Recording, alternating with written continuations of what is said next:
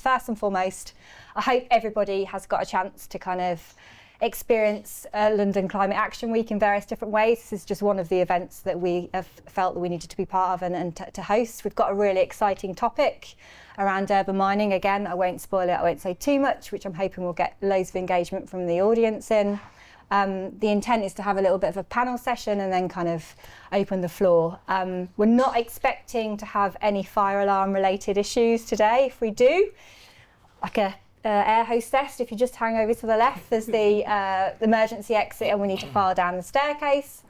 Toilet facilities are to the back in the corner. Hopefully everyone's found the drink, the refreshment facilities. Yeah, those are probably the key bits of information. So really looking forward to the discussion and the fact, thank you co-hosting with Arup. I'm sure the debate will be a really interesting one going forward. So hopefully, Martin, I haven't forgotten anything. You've got intro, I'll hand over to you. I think that was all right, thanks. Just all right. Well, thanks, and also welcome from my side. I'm Martin Pauli. I'm a director at Arup and lead our global circular economy services. I'm going to introduce, well, actually, you're going to introduce yourself. So first of all, to you, thanks for coming. Thank you for coming. Fantastic panel. We are going to have 45 minutes of discussion around urban mining. Maybe to start with a question before we dive into it, does anyone know what urban mining means, implies? Hands up. Who's familiar? Hands up. Who's unsure? Who doesn't? Good. Okay. Good. Yeah. So maybe I can in a minute start kind of introducing that a bit, and then we can have a more detailed discussion. Maybe to get to know you a bit. Obviously, we won't have time for everyone to introduce, but if I guess you're all from the construction industry, hands up. Construction industry, okay. Architects, any architect? Of course, yeah. Yeah. The architect outfit and the colors, I recognize it. Developers, okay. Investors, no investors, okay. Anyway, and ex-Arup, seeing you, Andrea. Okay, so let's maybe try to get closer to the topic of urban mining, because I think I'm also getting asked a lot of questions within Arup and outside of Arup, but basically, if we look at the construction industry at large, it's clear for all of us that it's a massive industry. It's growing significantly due to urbanization and many other megatrends. And it has also a lot of problems that come with it in terms of carbon and in terms of biodiversity. And that's why we look at kind of circularity in the built environment as a key lever to unlock some of those problems. And basically using circularity principles to decarbonize material supply chains, to make supply chains more resilient, to create value with materials. And urban mining is one particular aspect of it. And in a nutshell, urban mining implies that we use the materials that we are surrounded with as material banks, and we try to tap into those urban mines and harvest the materials and the value and also the carbon to then reuse it. And that can have many forms or shapes. We have different maturities across cities and markets, and that's exactly what we'd like to explore today with that fantastic panel. So I'm going to ask each of you just to introduce yourself, your name, your role, and I'll start with you, Tim. On the end. Okay, so I'm Tim Downs. I'm Development Director at British Land. So I've been at British Land for about 13 years, almost exclusively in the central London property market. British Land's an owner of quite a few buildings that you can see from where we are. Lots of them are older buildings. Some of them are new ones, so we have this kind of continued mix of refurbishments, new build buildings, and always having to think about what is the next stage of life for any of the buildings that we own in this city. And there's actually one that is about 200 metres that way behind this wall that I'll probably reference a bit in our discussion. Cool. Anna. Introduce myself already, but I'll go again. Anna Baker, Sustainability Director for Holcim. For those of you that are perhaps less familiar with Holcim, we provide a whole range of products and services in terms of aggregates, cement, ready mix. So we all touched, I'm sure everybody in the audience, in terms of product supply. In relation to this topic, circularity is at the core of kind of our sustainability strategy and ambition. My background, I've worked in the construction industry for getting on 20 years. I know I don't look young enough, you can all tell me later. But across the whole value chain, so that's particularly intriguing today as well because I've got experience. So working for Holcim in terms of a product manufacturer and supplier, I've got an insight, but I'm keen to kind of provoke some of that discussion. Thanks. Jonathan. Hi, Jonathan Bailey. I've got a background in structural engineering.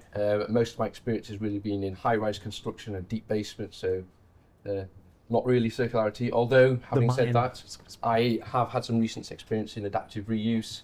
I spend most of my time at Multiplex in our work-winning team, but I do have some technical operational oversight over our live projects and PCSAs, some of which we are delivering with Arup's. 76 South Bank we recently completed. That's a huge adaptive reuse project where I co-authored a paper with Arup and HTS to share some of the lessons learned on that. We've got 50 Fenchurch Street, which has circularity really baked into the design. And we also have Project Vista, where we've just kicked off the procurement, and I can see Nick there grinning because he's delighted to know that I am trying to instigate as much of the new and exciting technology that Holcim are bringing to the table in terms of concrete. So hopefully I can bring you some insights from the main contracting world and some of the initiatives that we do at Multiplex. Thanks. Joanna. Hi everyone, I'm Joanna Layden. I am the Circular Economy and Biodiversity Group Manager at the City of London. So I look after the Circular Economy framework that we've developed for the Square Mile and also our Biodiversity Action Plan. So yeah, really excited to be part of the panel and hopefully give a slightly public sector view to the conversation. Fantastic. So you can see already from the panel that we've got together quite a diverse cohort, which might be already a key ingredient to unlocking urban mining ecosystems. Let's maybe start with Anna. Can you share your view why Holcim as a supply side company is interested into urban mining and circularity at large? Yeah, sure. So I mean, that's an interesting question. I think perhaps some of the audience might be scratching their heads because I think I said earlier, a key part of our business is to extract raw material from the earth and kind of process that. But actually, urban mining is all about extracting materials from the urban environment. So if you kind of put that into parallel, it's another source of material for us. And then with my kind of sustainability hat on, there's not an infinite amount of raw materials. So as we kind of evolve and the urban environment changes, we need to think really differently about how we utilise that material. So yeah, I'd say from our perspective, it's another material source. And also we see it as a real growth area for us as a business and also for the industry because we're going to have to adapt in terms of material production and how we think about materials generally. And can you maybe help us understand like how you actually do it? I mean, there is a construction site, how you actually recover those materials, process them, what are the ingredients? Yeah, so I think that's a really interesting dynamic, knowing some of the various people in the audience and where that fits in the value chain. So we're probably after the same materials that a lot of other people are after. We kind of try and source that material from demolition sites. We call it construction demolition material. I suppose the bits to add into that is there's a bit of a mindset change in terms of reuse of and reprocessing that material. There's a real skill and an investment required in doing that. Our thought process is all around identifying that material, making sure we maintain the value, so true kind of circular economy approach rather than kind of linear approach and degrading the value of that material. So we'll identify material, we'll kind of process that, and we'll look to reintroduce it back into product, either as a recycled aggregate or into concrete. So it's not a direct it's like an industrial circular economy. That's what I'm getting. No, you're not taking the material out of one building and put it into the other. In some instances, we will do that, and we've had clients that we've worked with early adopters in terms of that kind of urban mining approach, where they've identified actually we've got this building that we're retrofitting or bringing down. We want to include elements of that building into our new building that we're constructing elsewhere. But actually, and I get the benefit of that, and we can learn a lot from that. But ultimately, we want just the product coming from buildings that we're kind of taking down or retrofitting to go into be a core feeder of material for the next building, don't we? As opposed to people being able to say, actually, I've got an element of one building that's been reused in another. Yeah. Okay. Joanna, City of London has been quite a catalyst, I would say. It's appearing in many of the discussions. So you seem to have a special role in kind of creating that and unlocking that dynamic. Can you explain a bit kind of what motivates you and also give us a bit an insight into kind of the future of urban mining and how you see it? Yeah, sure. I think from the city's perspective, we have to be at the forefront because we need to continue to grow. I think growth's really important for the city. We've got 1.2 million square metres of office space kind of promised by 2040, with more retail and leisure space as well. So we're a small square mile, but we're constantly developing, and that's really important. So it's therefore important that we do it in the most sustainable and kind of green way. So I'd say that's kind of one of the main reasons we're back to kind of post-COVID numbers of people coming back into the city. It's an important place to be, so we need to make sure that we're growing and develop it in the best way. So yeah, we are trying to kind of be out there and leading. So we've obviously got our emerging city plan, which outlines our kind of retrofit first approach, which is really important to us. Supporting that with our sustainability SPD, which kind of goes into a lot more detail around circularity practices and how not only that we think about constructing a building in the most circular way, but also how are we planning for that building to operate in a circular way as well, like trying to think of the whole picture of all of that. And then where my remit sits is around the circular economy framework, so kind of looking at holistically the whole of the circular economy within the square mile and how we can kind of put different things into place to make sure that we're delivering across the whole scope of it all. Mm-hmm. And if you can maybe even zoom out of the City of London and look at the public sector at large and at the role that the public sector can play. I mean, if we look at those kind of transitions that we're in now, it all sounds like very intuitive and easy, but it isn't. No, it's heavy lifting. And yeah. I mean, what can the public sector at large do to reduce some of the friction and really kind of motivate or incentivize the stakeholders? Yeah, I think there's lots that we can be doing. I think acting as like a facilitator, so creating spaces where the industry can come together and have these conversations, and it's not, one company trying to work out how to do it over here, competing with another one there. We're in a pilot at the moment where we're trying to open the doors and have everyone come in and try and work through this problem, because it's a massive challenge. So I think that facilitation is really important. I think we're really keen to listen to feedback, especially from like a planning perspective, like what can we learn from the industry and how do we then put that into practice in order to, we might be seen as just putting blockers in place, but I think it's kind of like how do we work collaboratively to get the best the best end goal. And then, actively collaborate. I think we are a small square mile, so we're working out how to do things, making sure that we're collaborating with the wider boroughs of London, the rest of the UK. We've just had some really interesting conversations with Barcelona about how we can learn. So I think public sector has that. We can help facilitate, we can help look at material hubs, something that we're actively looking at trying to do. Is that something that public sector can own and therefore then the industry utilise? There's lots going on, and then wider government, we're talking, you've got kind of the Circular Economy Task Force and all the work that they're doing. I think wider kind of central government has an even larger role to play. Mm.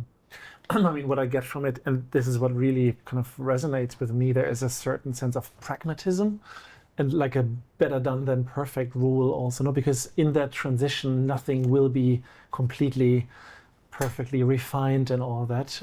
Still, we are acting in an industry that comes with a lot of risks and also a lot of money that is associated with it. But still, you somehow found your way to navigate that, obviously, which is inspiring. Yeah, well, we're getting there. We're not perfect by any stretch of it. I think it's just got to be open to constantly learning, because this space is changing all the time. The technology is changing, the approaches are changing. I think as long as everyone's receptive to trying something new, that's the direction we need to be going in. Yeah, fantastic. Jonathan, the contractor perspective, which is often overlooked, I have to say. I'm engaged into many kind of similar conversations and workshops, and sometimes the most obvious, one of the most obvious stakeholders is not there. So it's fantastic to have you and to kind of let you share your perspective. So how do you, I mean, first of all, how do you kind of perceive that dynamic, and how do you kind of navigate that dynamic and define your role in that emerging urban mining ecosystems? That's some question there. Okay. No pressure. Well, first of all, I'd like to think that we are not reactive to it. We kind of want to be part of the process of shaping initiatives and being involved at the forefront, ahead of the curve. I can probably broadly put this into three categories. One is what we do in terms of how we influence and share knowledge, project delivery and culture, I guess, to a degree. So starting at the top, influence. Now, I mentioned before, most of my time I spend in our pre-con and work winning team. Now, we're increasingly spending more time writing about carbon. We're scrutinising the design more, offering clients alternative products, different ways we can look at circularity. And that really, it's about spreading awareness, and it's about shedding light on opportunities that are available. I mentioned before the paper we recently issued on 76 South Bank. Now, that wasn't just to tell a story to people of how we developed this building. It was really more of a call to arms to the insurance industry, because we see this as being a barrier or a barrier to circularity. And we've offered some thoughts about how we can remove uncertainties, which will then enable, in theory, insurance policies and therefore more adaptive reuse projects. So yes, it's basically spreading that knowledge to start. Now, in delivery, Multiplex, we've committed to 0% non-hazardous waste to landfill by 2030. So we like to be seen as being progressive in that means. We've got procurement charters, such as stipulating minimum percentage of recycled content in some of our common building materials.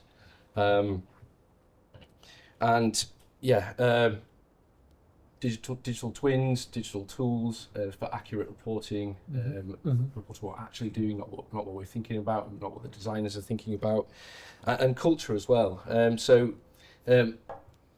We have minimum ESG standards in our supply chain to get them to our supply chain charter.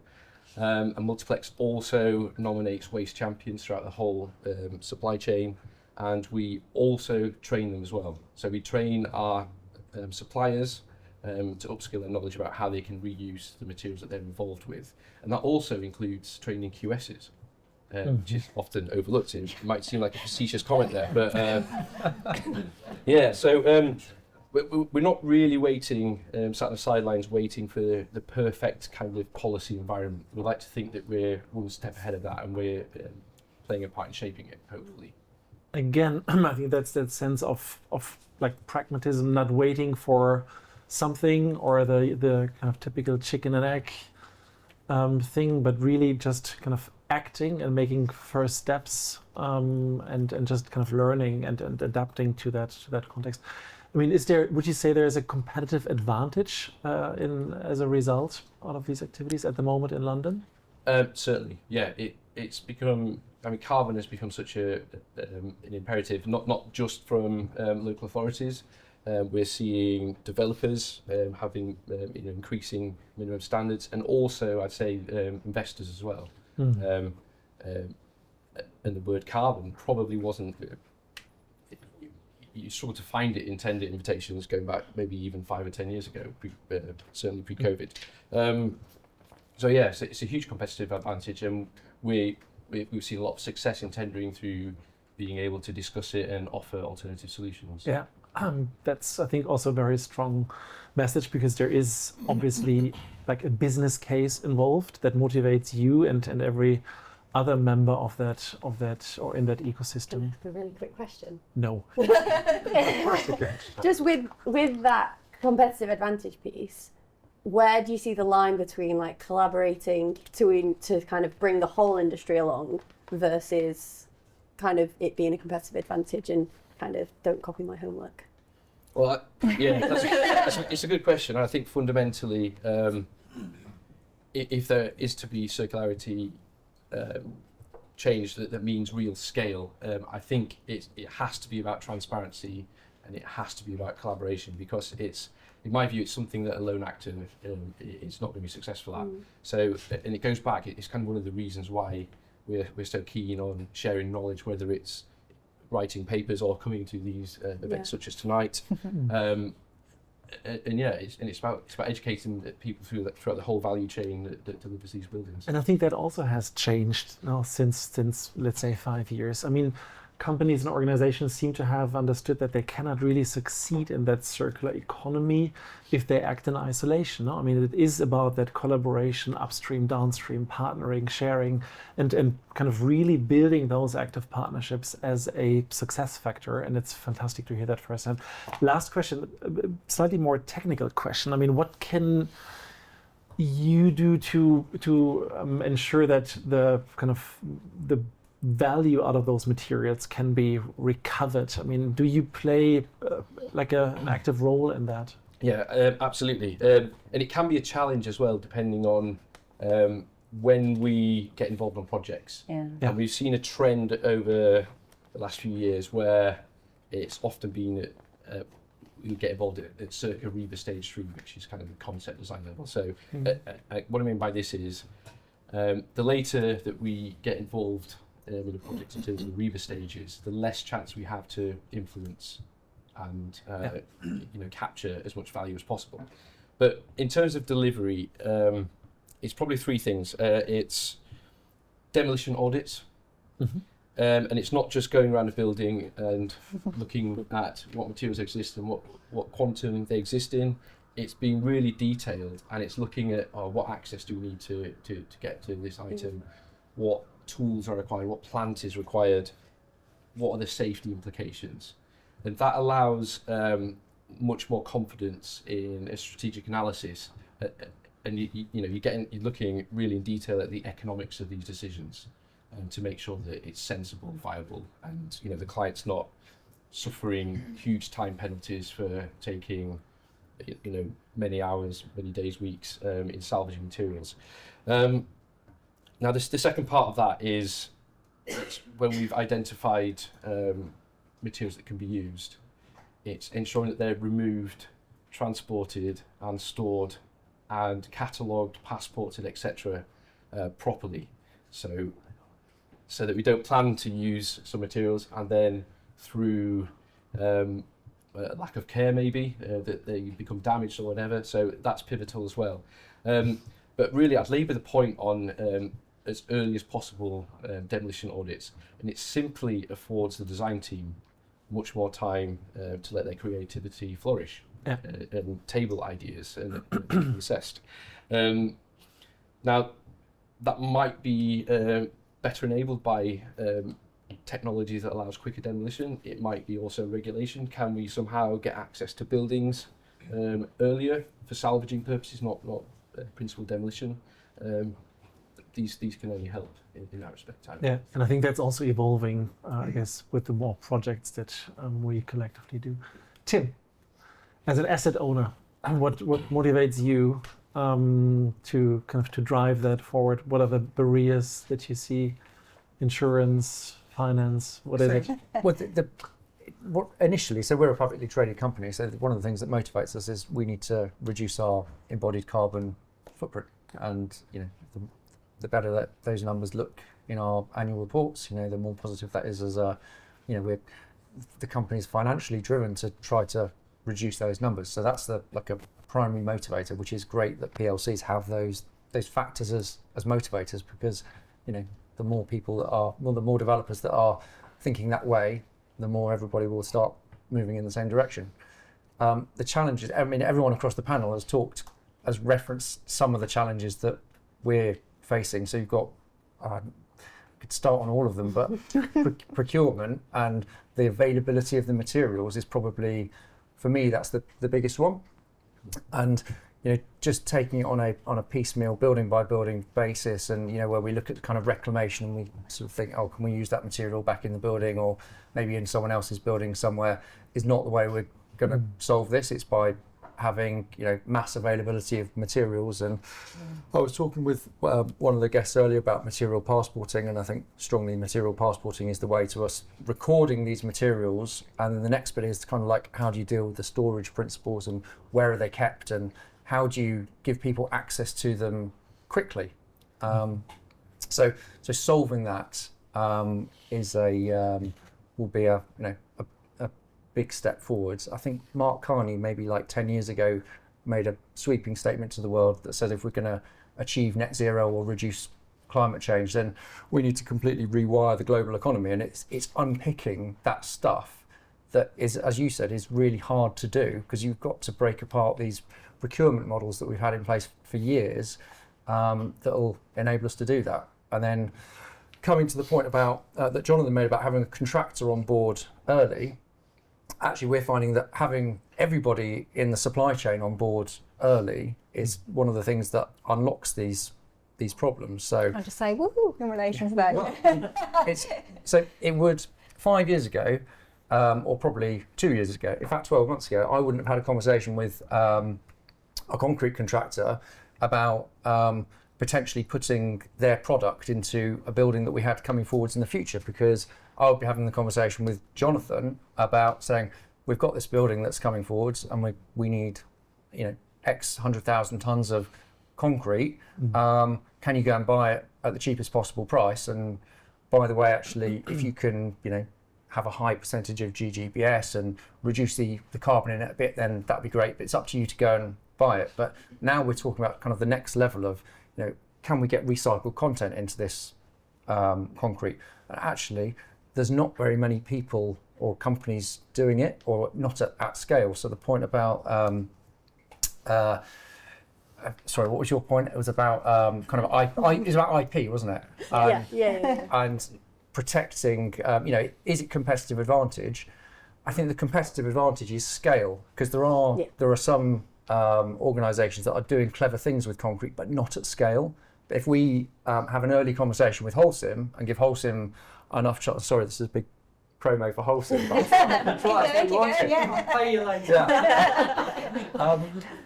If that organisation has enough chance to go and procure those materials and commit them into that supply chain, then the whole thing will start moving in the right direction, because we can't fix it on our own. Jonathan can't fix it on his own. Holcim, cannot do it. And if the City of London sort of mandate that actually we want this much material to be recycled content, then everybody's playing their part along that journey.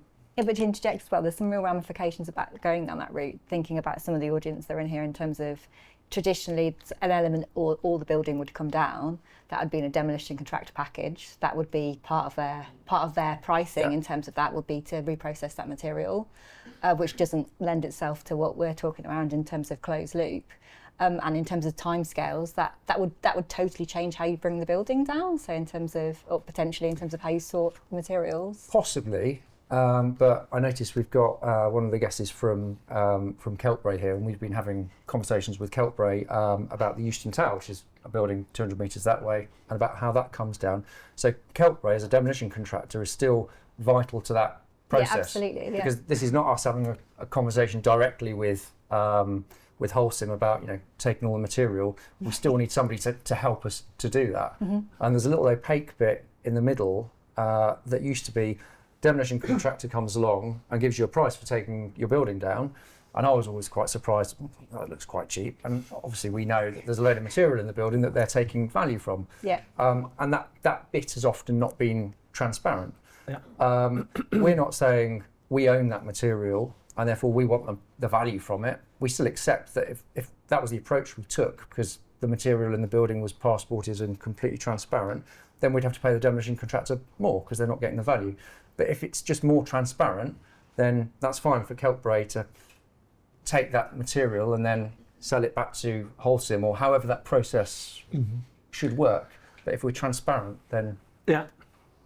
Agreed. Sorry, I keep talking too much. I mean, how do you like prepare your buildings that you're now developing that they become a material bank as a Well, Jonathan made the point about pre-demolition audits. So I guess if you've got a new building, then you've got the perfect scenario of writing a material passport and a digital twin, and you've got all this great you've got a brilliant BIM model, and hopefully you can come back in 50 years' time when the building might need to take on another life, and you can access that information.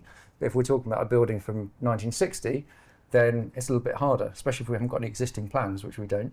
And you have to do an awful lot of surveying, and then we're going to come along and ask Jonathan for a warranty to package up the material that we are saving or that is staying in that building. And Multiplex are going to want to be very certain about what they're warrantying. So it's that whole process between the consultants, the investors and the developers and the contractors about making sure everybody knows as much information about that product that's going back in as possible, and potentially testing and surveying all the way. Yeah.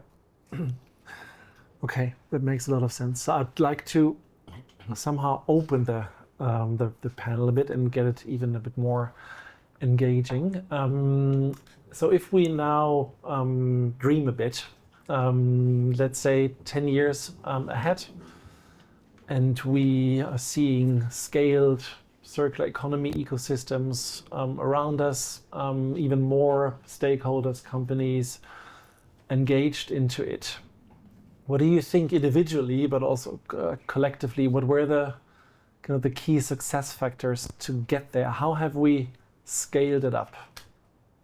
Again, simple question. Jonathan, do you? Yeah, okay. You start. I'll start. So I don't mean to get ejector seat there. Okay. So I think speed of demolition, or speed of salvaging, I should probably say, because the process, it inevitably will land on the project's critical path. So it's going to be very expensive. So any technology that can aid with surveying and removal of materials can only be beneficial.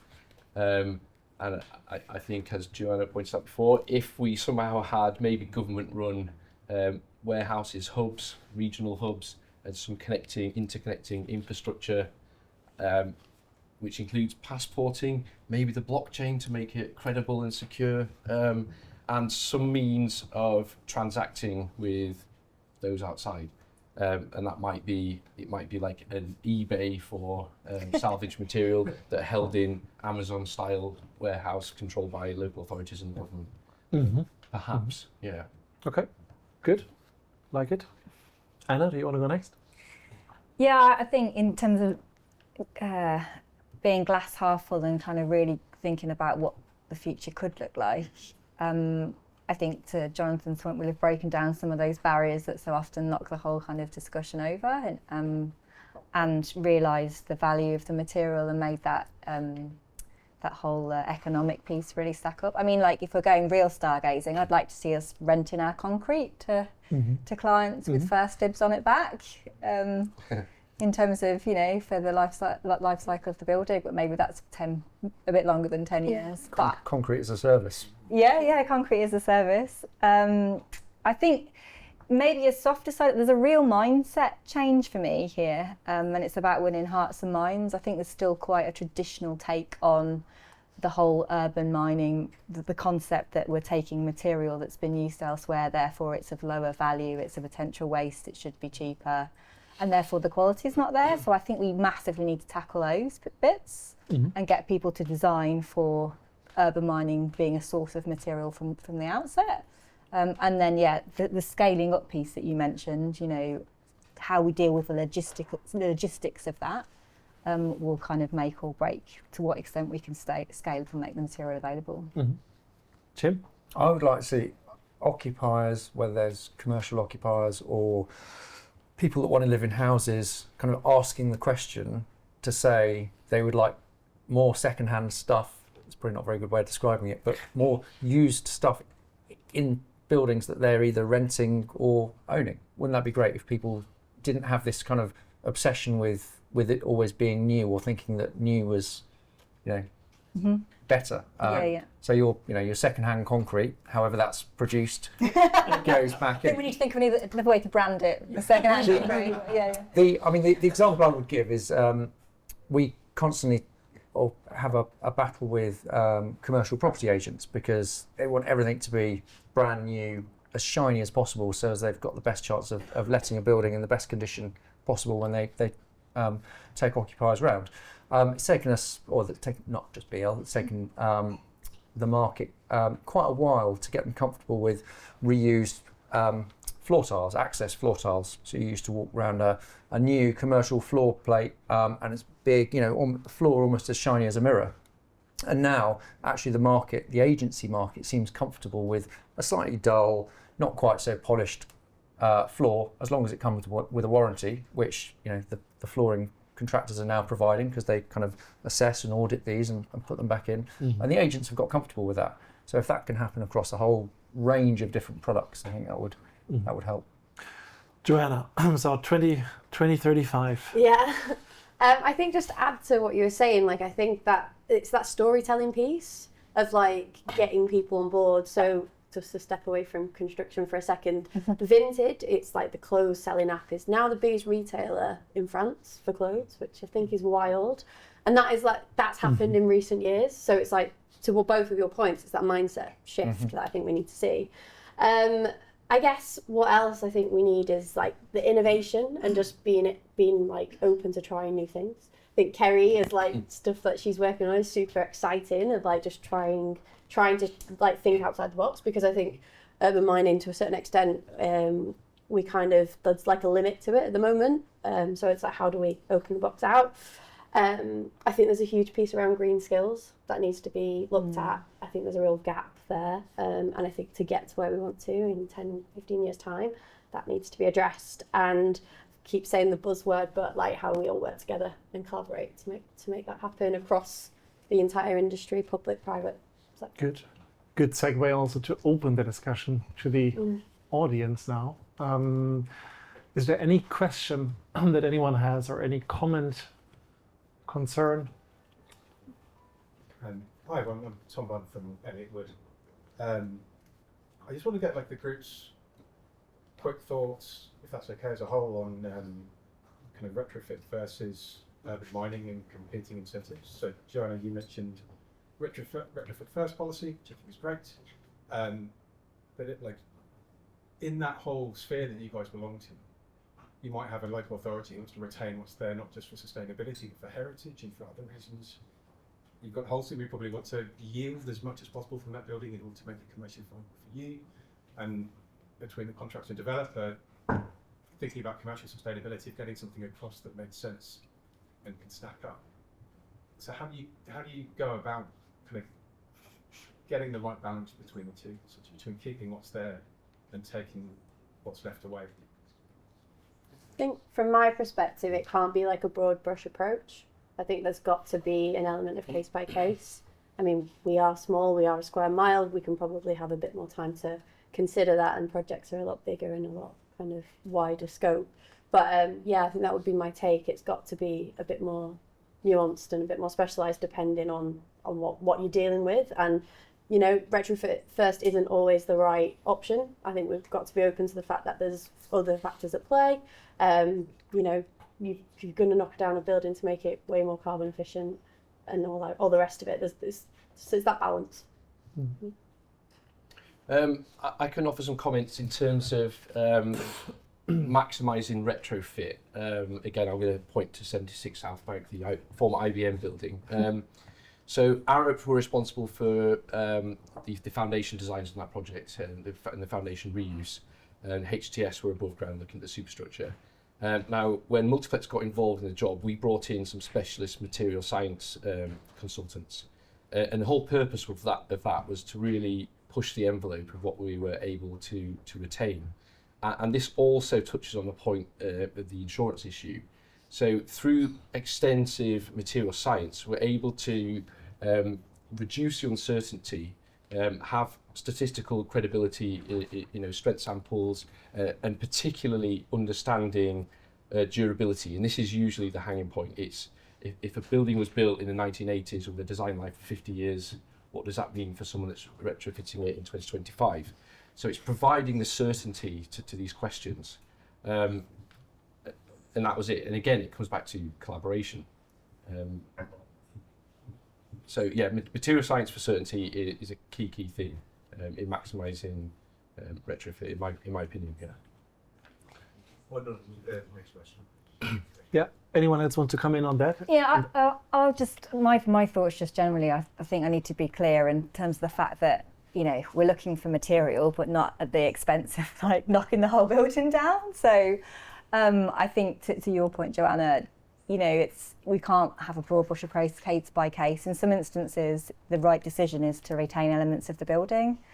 Do we still have a whole product range that we can supply into that building? Absolutely, yes. And that needs to be, a responsible kind of sustainability leading organisation does that. I think that's the space that we're in.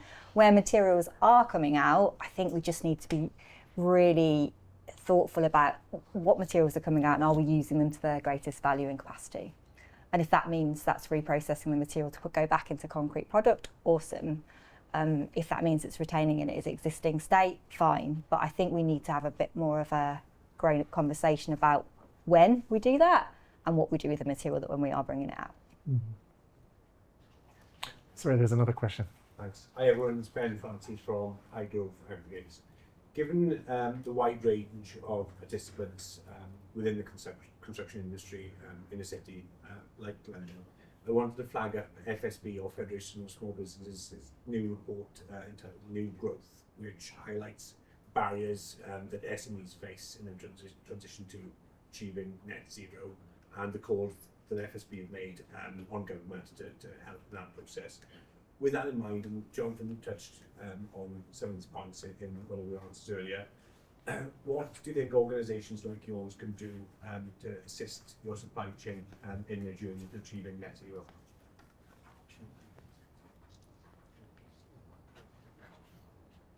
No, I don't. Do you want to? It probably goes back to the awareness point, I think, first and foremost. So again, I'm trying to think of some context here.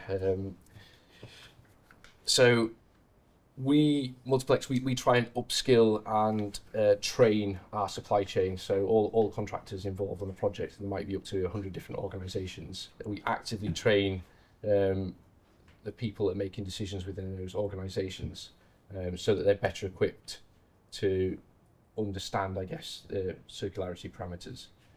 I'm not aware of any strict carrot and stick kind of enforcement that we instigate, but we do have, as I mentioned before, we've got minimum standards for getting onto our supply chain, which I guess indirectly coerces the supply chain to upskill themselves and achieve the necessary accreditations, etc. I would just add to that in terms of SMEs, probably significant proportion of the kind of construction industry's supply chain.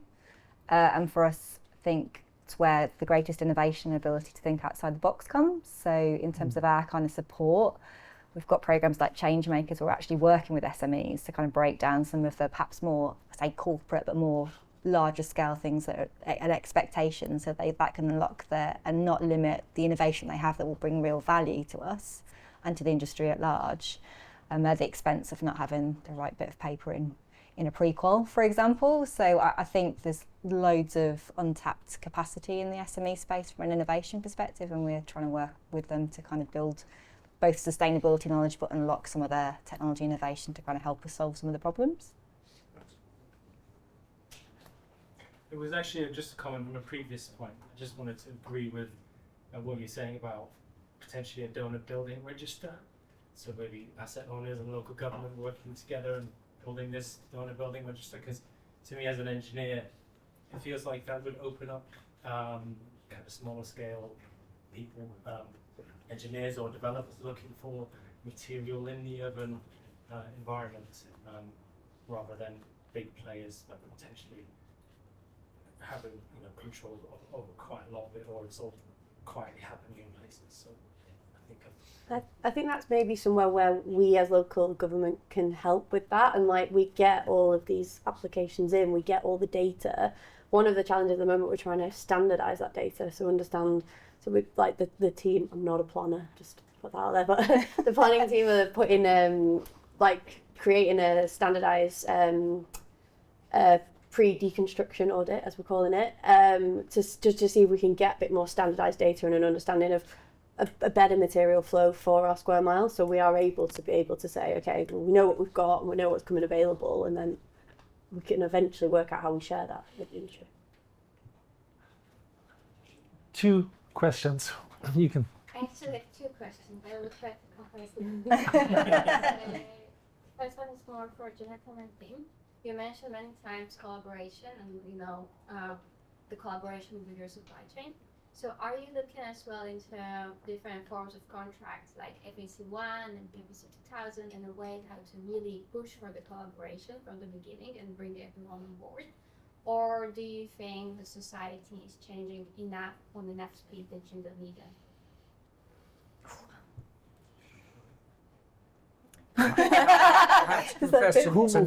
Not knowing, understanding the first bit of the question when you reference those particular types of contract, but what I can say is that when we would be looking as a developer or an investor, we'd be looking to keep competitive tension as far through the process as we could, but that's tricky because then what we're saying is actually, by talking to Nick on day one, am I going down a sort of single source supply route, and then do I lose my competitive tension? And that's the bit that as the developer you have to wrestle with. But actually, if Nick proves to me that he's got a unique offer, and actually we're going to work on a proposal by negotiation, then hopefully we can both get what we need out of that agreement. But you have to be quite careful before doing that. Just to I'm not sure if I answered your question. Kind of. I think the answer is you don't use the collaborative contracting as per se. You are looking more at the society change. So when I talk about collaborative contracting, and I mean, I'm studying construction law, so okay. This is my interest.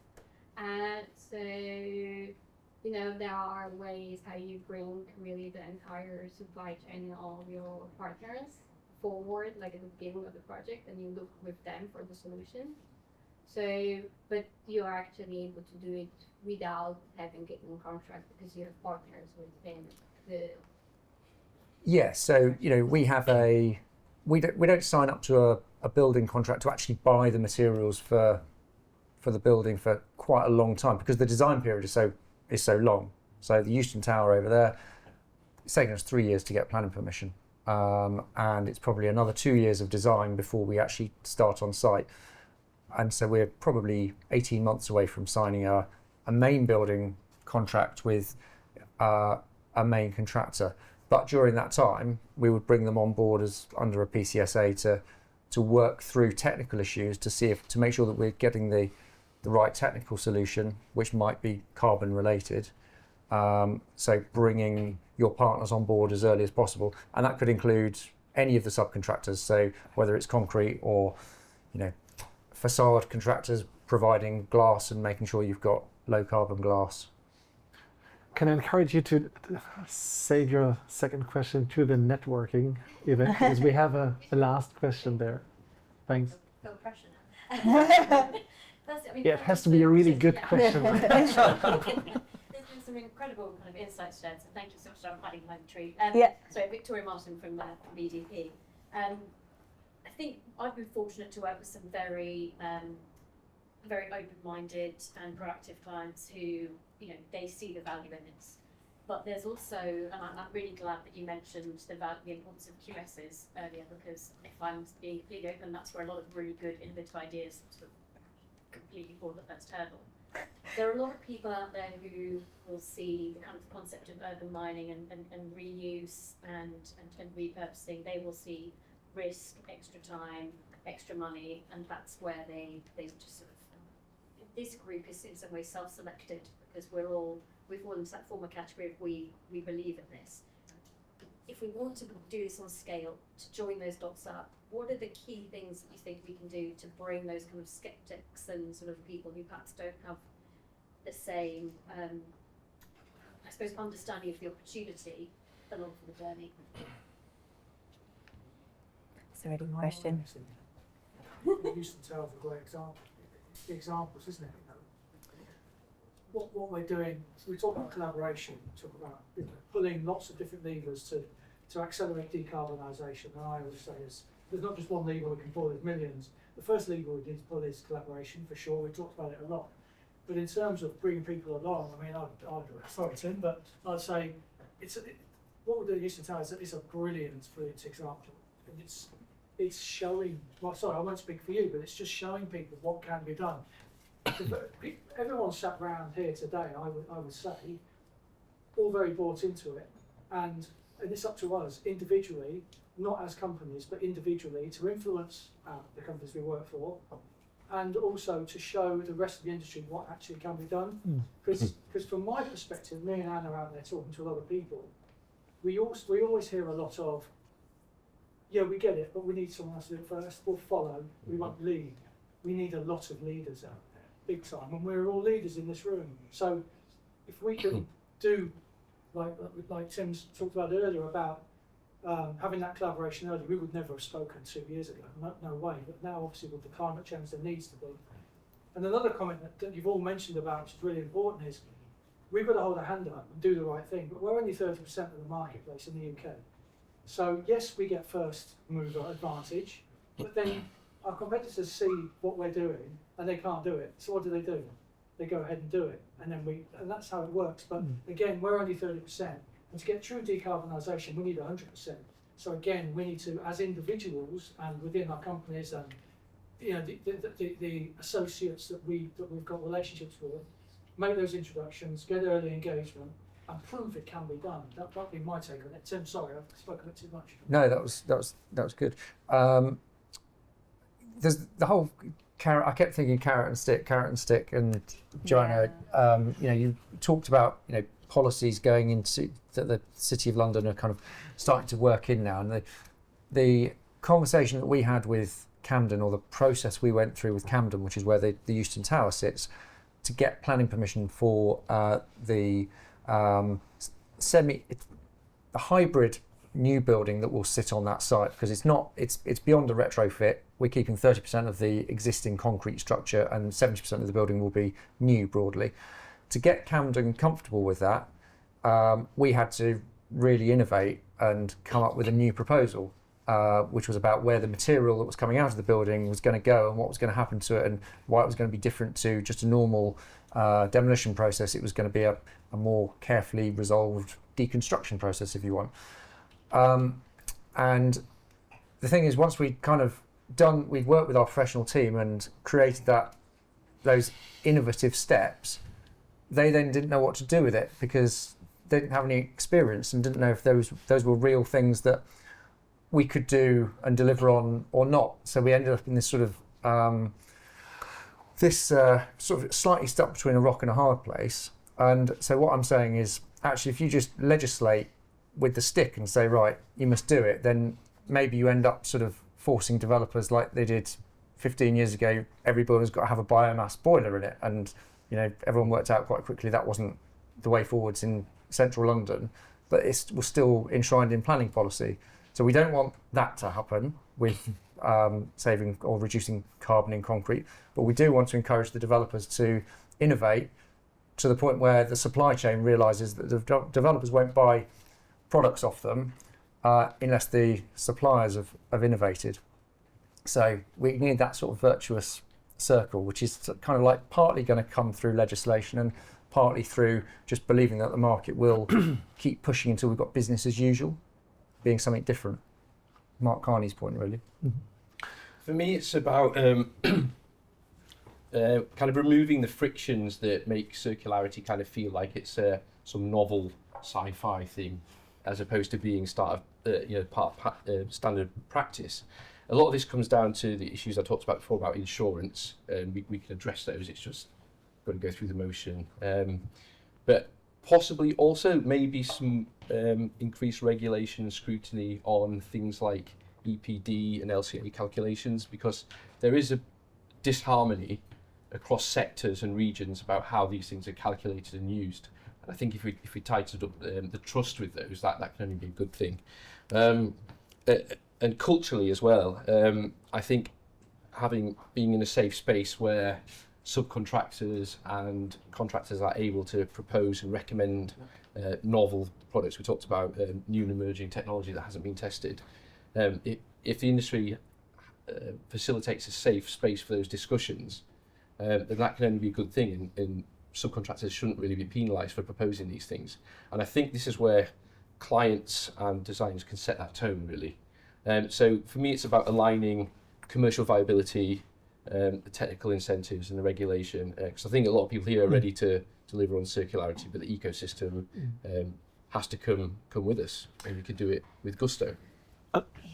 Yeah, and I really liked your point about hey, like circularity is obviously no rocket science. It is so. I think what we collectively, we all have achieved is to somehow break it down from a very academic, scientific and theoretic discussion to something that is really practically affecting our day-to-day business. I think it's crystal clear that there has been a massive leadership from the City of London, which also internationally is being looked at as a blueprint that's really, let's say, interesting and engaging. And what I get from the conversation, and that's what I take away, is, and that really also encourages me, it is somehow you've all also navigated that complexity and broke it down to what you can actually take a lead on in what's within your control, what fits to your business model, where do you see a business case, and interestingly, collectively, that leads to that systemic change that we are all aiming for. And